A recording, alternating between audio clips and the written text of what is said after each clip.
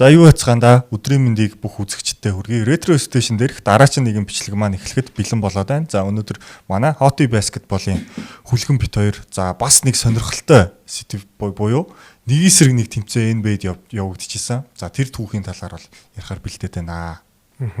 Тий. Ер нь яг сүүлийн үед NBA-д бол одоо нэг эсрэг нэг тэмцээнийг бол авчрах талаар ялангуяа одоо All-Star-ийн үзэлт буураа тий чанар буураад ирэхээр нэг эсрэг нэг тэмцээнийг бол буцаад авчрээ гэдэг саналууд маш их гаргаж байгаа. Дээрээс нь тоглогчид өөрсдөө хүртэл айгуу дэмжиж за энэ тэмцээнд бол би ороод тоглонд хожино гэсэн хүсэл эрэлмэлцэлтэй яриануудыг нэлээ өгсөн. Яг энэ юун дээр нь үндэслээд NBA-д бас хуучин нэгээс нэг тэмцээн болж исэн шүү. Тэр олон хүн сайн мэдэхгүй байгаа. Тэгэхээр бас энэ тэмцээний талаар юу болж исэн талаар нь ер нь бол танилцуулъя гэж бодсон байгаа. Ер нь ухаад үзэх юм бол одоо Википедиа дэх мэдээлэл ч юм уу те янз бүрийн одоо NBA сайтууд дээр байдаг бичлэгүүд айгу тун ховор.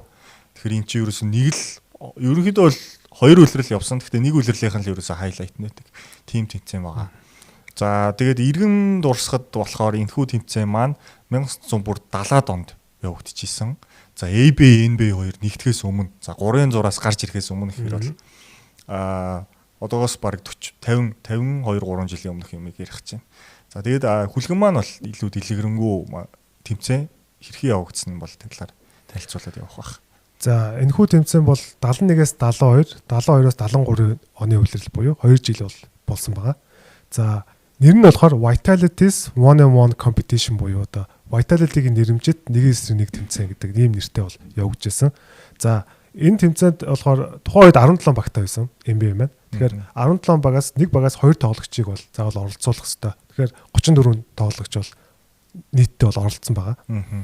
За тэгээд тухайн 34-өөс эхний дөргоор нь юугаа хасагдаад тэгээд play-in round болоод тэгээд 16 одоо нуглаагаар явуулсан нуглаад тэгээд play-in round дээр нь болохоор 2 нь хасагдаад ингээд 16 тоглогч бол одоо яг раунд 1-ээс эхэлж байгаа байхгүй. За тэгээд раунд 1 дээр ингээд бүгдээрээ ингээд шууд хожигдсон хасагдах журмаар тоглож байгаа.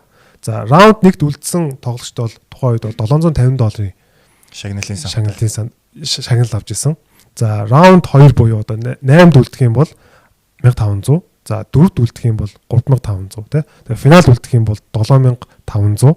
За авраг нь болох юм бол $15,000 шагналтай байсан. Тэгээд нийтдээ болохоор энэ тэмцээн маань $50,500 шагналын сантай бол байсан. Тэгэхээр энэ бол маш өндөр шагналын сан. Тухайн үед өндөр гэсэн үг шүү дээ. Одоо л нэг тоглогчийн жилийн цалин болчиход байгаа л хэвчээ тий.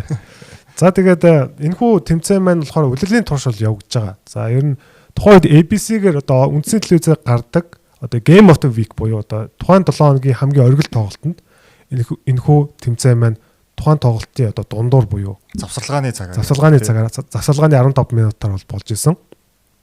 За тэгээд ингээ явагдаж байгаад энэхүү тэмцээний яг дөрөв нь болохоор 20 оноонд дурлалтна. За тэгэхээр аль эхэлж 20 оноо авсан нь цааш шалгарна гэсэн үг тийм ээ. Тэгэд хамгийн гол нөгөө нэг стрит рүүлээр тоглож байгаа ч гэсэн яг оноо нь бол 2 оноогоор тооцогдоод явж илээ тий. Тийм. Тэгээд энэхүү бас юм болохоор довтлооны тамир чи 10 секундын одоо цагтай байгаа. Тэгэхээр довтлооны цаг нь бол 10 секунд. За дээрэс нь мөн хожихын тулд заавал 4 оноогоор өрсөлдөхчөөс илүү байх хэрэгтэй. Тий. Салах хэрэгтэй гэсэн. Тий. Тэгээд 4 гэдэг нь бол ерөнхийдөө нөгөө годамжны сагсаар бол яг л 2 оноол дээш гарна гэсэн үг л тий. Тий. Тэгээд алдааны асуудал бас байгаа. 4 болон түүнээс дээш алдаа хийх юм бол тургуулийн зай шийдэлт эсрэг тоглогч нь бол шиднэ гэдэг ийм бас дүрмтэй бол байгаа. За тэгээд мэдээж одоо энэ шүгийн 8 бол одоо шүгийн 8-аас эхлээд NBA-гийн плей-оффын тоглолтуудын дундуур бол явж ирсэн. За финалийн одоо тоглолт нь болохоор NBA-гийн финалийн 5 дахь тоглолт буюу 1972 оны финалийн 5 дахь тоглолтын дундуур бол явж ирсэн. За энэхүү финалд бол мэдээж одоо Celtics-ийн фанатууд бол ер нь сайн мэдж байгаа бах. Тэр нь бол Jojo White гэж одоо Larry Bird-ийн үед бас хамт тоглож исэн тий. За гол нь бас NBA-ийн финалийн MVP авсан. За алдрын танхимын гишүүн гэдгээр бас онцлогтой. Тийм 6-3 билүү 6-4 өдөртэй. Урт шугамын тоглогч бол финал шалгарсан. Нөгөө талд нь болохоор тухайн цаг үеийн бас одоо самрын сайн тоглогчдын нэг бас ийм бас цаг үеэсээ төрүүлж гарч ирсэн. Гэхдээ харамсалтай нэг амжилттай төдийлөн гаргаж чадаагүй тоглогчд байдэн шүү дээ. Bob Lanier гэдэг одоо Detroit Pistons-ийн төв үлдчихсэн. 6.10 билүү 6.11 өнөртэй тийм. Тэгээд энэхүү зүгээр манайхан бас юугаа YouTube дээр ороод үзэх юм бол Bob Lanier versus Jojo Daniels гэдэг Jojo White. Тэгээд Jojo White гэж үзэх юм бол бичлэг нь бол байгаа. Тэгэхээр маш сонирхолтой тэмцээн бол болдог. Ягаад гэх юм бол мэдээж Bob Lanier болохоор тийм өндөр том тоглогч те. Одоо бараг 20 см илүү байгаа байхгүй 8 инчийн зөрүүтэй тэгэхээр нэг юм өндөр хүн сайхан шахаж байгаа л дундаас эргүүлж идэл тэгэл алдааны нэмэлт шидэлтэй игээд за тэгсээрээ ер нь бол дуусгачихжээ. Тэгээд ер нь маш тийм сонирхолтой тэмцээн. Тэгээд тэр ч утгаараа ер нь 2 жил ер нь бол болсон юм. Тэрнээс хойш тэгээд энэ тэмцээнийг бол дахиж явуулаагүй байгаа. За тэгээд мэдээж энэхүү тэмцээнд бол Bob Lanier буюу те Detroit Pistons-ийн төв төрүүлж байгаа. За $15,000 одоо тухайн үед Bill Russell одоо цүнхтэй $15,000 одоо нэгдлийн дэвсгэрт байгаа байхгүй. Нэгдлийн дэвсгэр дээр 15,000 нэгдлийн дэвсгэртийг бол Bob Lanier-т бол өгж исэн ийм одоо сонирхолтой. Тийм. Тэгээд тэр тоглолтын бас нөгөө комментатор дээр нь бас Bill Russell өөрөө бас ярилцлага өгөө байж исэн, тайлбар дээр оролцож исэн гэдгээр бас онцлогтой юм байлээ. Тий. Тэгээд ер нь маш 15,000 гэдэг бол маш их мөнгө. Ягаад гэх юм бол тухайн үед бол нэг жилд бол зүгээр дундаж тоглож нэг $90,000 цалин бол авдаг байсан. Тэгэхээр бол ийм тэнцээнд бол $15,000 шууд авна гэдэг бол маш их мөнгө бол байсан. За тийм байна. Тэгээд ер нь тоглогчдын одоо завтай үед нь тоглодог байсан тухайн үед тий. Яг тийм нөгөө одоо тогтсон одоо скежюл бол байгаагүй. Тий. Тэгээ ер нь ABC-гийн тоглолт гэдэг чинь одоо Америкийн цагаар та санаж байгаа бол яг манайхаар нэгтгэхийн өглөөгүй одоо тэндээ бүтээсээр гардаг тий. Тэр тоглолтуудад л ер нь төдийлөн их хвчлэн тоглолдог байсан байгаа. За тэгээд дараа жил нь бас өөр спонсорын нэршил доор энэ тэмцээн маань явагдсан. Гэхдээ бол харамсалтай төдийлөн тийм их хайлайтууд мэдээллүүд байдгүй. За бас ямар нэгэн тоглогч бас төрүүлж ил байсан баг тий. 1973 онд болохоор юугаа Geoff Petrie гэдэг тоглогч бол төрүүлж исэн. За Geoff Petrie-гийн хувьд бол финалд болохоор Barry Clemens гэдэг тоглогчтой өрсөлдөөд бол ер нь бол төрүүлж исэн. Ийм бол байдаг. Гэхдээ үүний болохоор дүрс болон мэдээлэл бол маш хомс байдаг. Ер нь бол илүү амт амтсан яриа их сурвалж нь бол тодорхойгүй юмуд бол их зөндөө бол байдаг. Дээрээс нь нөгөө нэг яг од тоглогчд биш нэг үүргийн тоглогчд байсан үе байгаа нэ. Тий. За тэгээ миний хувьд болохоор яг одоо энэ тэмцээнийг ер нь явуулвал All Star-ын weekend үеэр л явуулвал зүгээр үү? Улирлын дундуур бол явах ямар ч боломжгүй шүү дээ. Тий, All Star weekend-ийн үеэр л ер нь бол хамгийн зүгээр. Яг гэх юм бол All Star-ын үзэлт буурсан байна, чанар муудсан байна те. All Star-ыг бас нэг дахин сэргээх гэдэг утгаараа бас энэ тэмцээн бас байж болно. Гол нь дөрмөндөө өөрчлөлт оруулах шаардлагатай байна. Яагаад тэгэхээр одоо өндөр тоглогч намхан тоглогчтой хоорондоо таарч болохгүй. Тэр бүр айгүй утгагүй юм болно. Тэгэхээр магадгүй өндөр жингийн заагаад одоо тэдээс тэдэн одоо юутай те өндөртэй хүмүүс нь нэг зоон, тэдээс тэдэн нэг зоон гэх те.